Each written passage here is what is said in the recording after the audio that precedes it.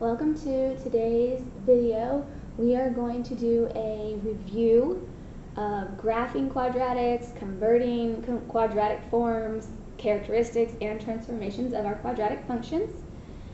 So feel free to work ahead and then look back and get help on the ones that you need. So number 1 says, what is the vertex of this quadratic function? F of x equals -4 times x plus 7 squared. Well, first make sure you notice what form this is in. Okay? This right here is in vertex form. So that means we should be able to identify the vertex just by looking at it. So remember, our vertex is going to be the opposite of the h value and then the k value. Well, our h value is this piece, and then the k value is always what's added at the end. So here, our vertex is going to be the opposite of the 7, which is -7, and our k value, which is 0. So the vertex is -7, 0. Number 2 says, which graph best represents the function y equals -x plus 3 minus 1. Again, notice what form this is in. This is vertex form, so we should be able to identify the vertex. I would go one step further. Since this is a multiple choice type problem, realizing that this negative means that it opens down, we can automatically say A and C are not going to be right answers because we need a quadratic or a parabola that's going to open down, which is B and D. Then let's go ahead and identify the vertex. So do the opposite of H, which is -3, and leave the K alone. So this is going to be the vertex. So now we just need to find which one has that vertex. Well, B is the one that has the vertex at -3, -1. Okay, so B is the right answer. All right, let's look at number 3. All right, on number 3 it says, what's the vertex form of the equation y equals 3x squared plus 12x minus 5? So we'll notice that this right here is in standard form, and we want to change it to vertex form. So vertex form is what we had been looking at in the last couple examples. Y equals a times x minus h squared plus k. Well, the easiest way to do this is if you've got standard form, you can find the vertex, and a is already listed for you. So let's identify what we already know. So we know a is 3. Okay, that's the a of standard form. It's going to be the a of vertex form. Then to find our vertex, we need to find our h. Okay, in order to find the h of the vertex, if we're given standard form, we should remember that the vertex will always fall on the axis of symmetry. So if we can find the axis of symmetry, then we know the x of the vertex. So remember that little equation is -b divided by 2 times a. So here we're going to do -12 over 2 times 3. Well, this gives us a -12 over 6, which is a -2. So the x of my vertex is a -2.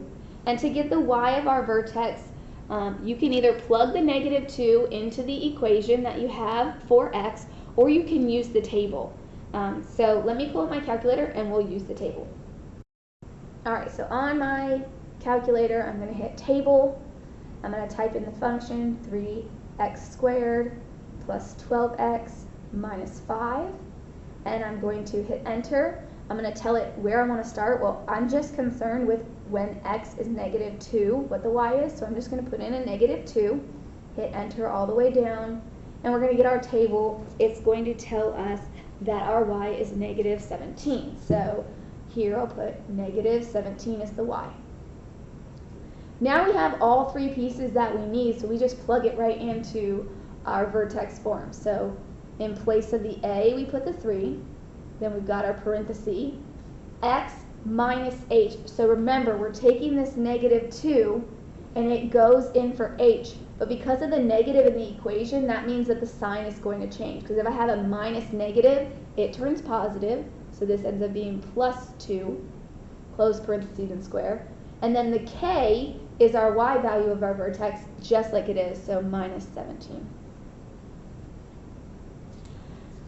Okay, on number 4, it says, what are the transformations of y equals x squared to the graph of y equals 2/3 times x minus 4 squared plus 3. So that just means we need to know what each one of these pieces here are doing to my quadratic function. So that 2/3, remember that's our a value, that's either going to be a reflection. It could also show me a vertical stretch or vertical shrink. So remember, if the number's between 0 and 1, that is a vertical shrink. So we have a vertical shrink by 2/3.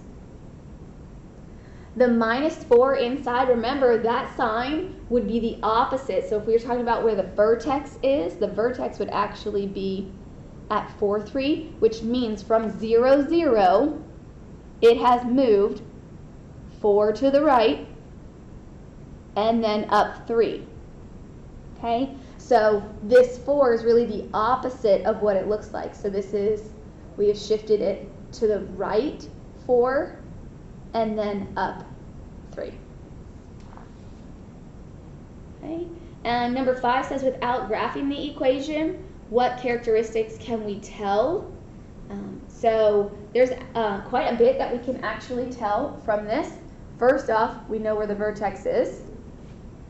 So I'm going to write kind of small. We got our vertex, which is going to be at 2, 4, which means we know the axis of symmetry is at x equals 2.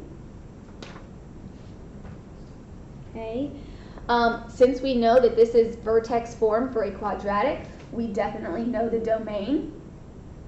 Quadratic functions have a domain of negative infinity to positive infinity. We also actually know the range.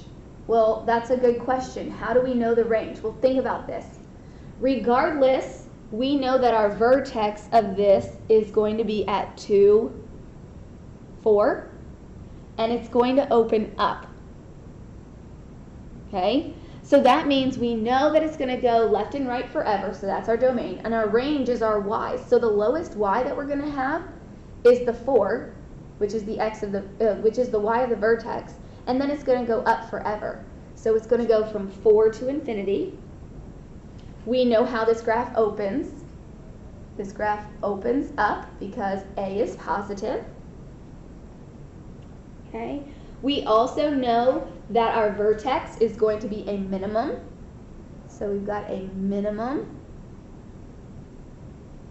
and that is at y equals 4.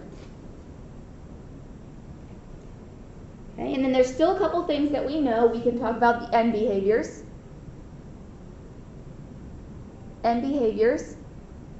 So as x approaches infinity, and as x approaches negative infinity. Well, it doesn't matter. As we look to the left and the right of this quadratic, both ends are going to do the same thing. So we know that f of x for both the left and the right side are both going to go up forever, which means they're going to, those y values are going to approach infinity.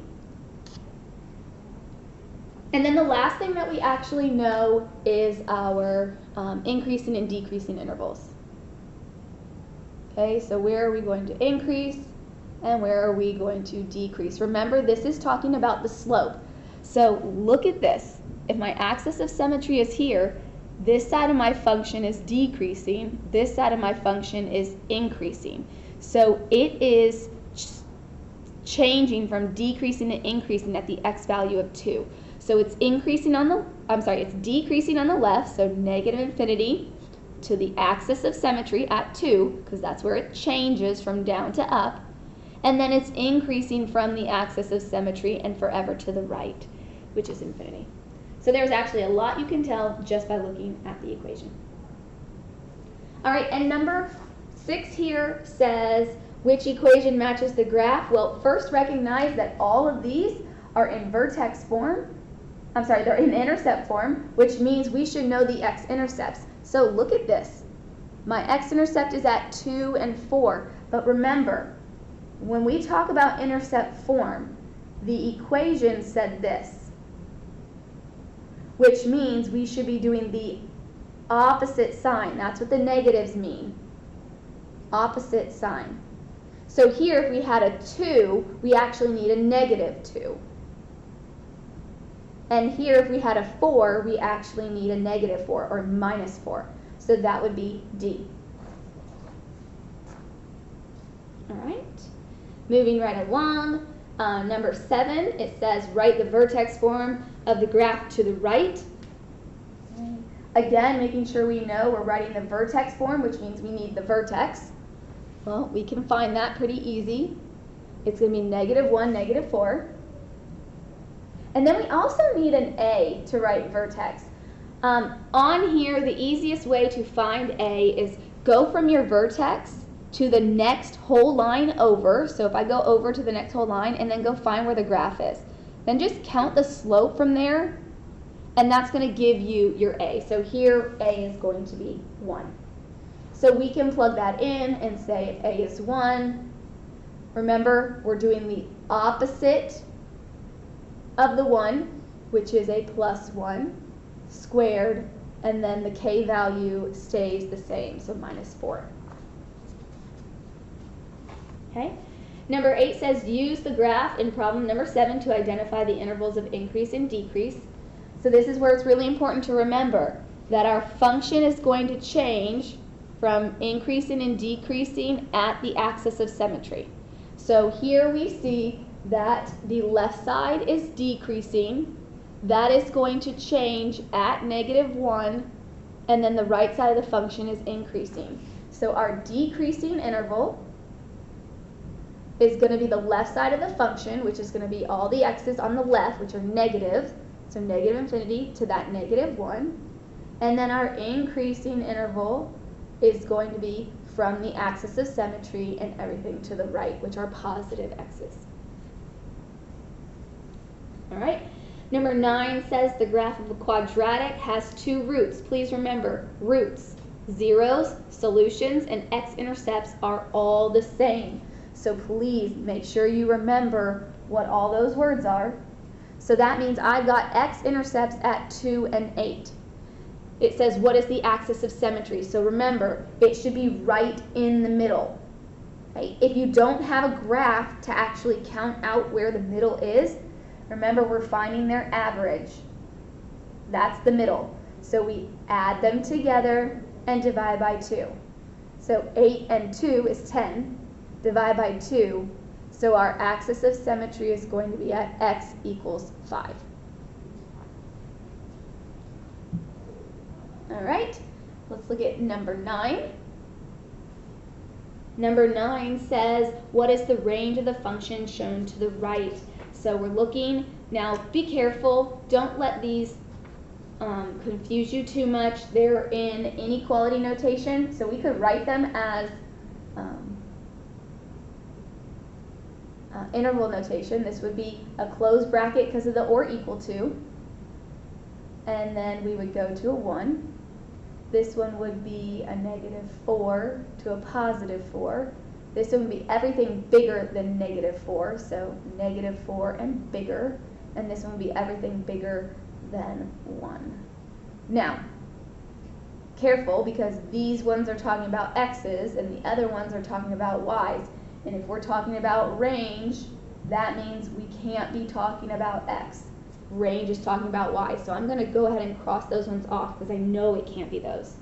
So let's come over here to the graph. My range is the lowest y to the highest y. And notice this is going to go up forever. So that means we are going to go from -4 up forever is infinity. So that would be C, -4 to infinity.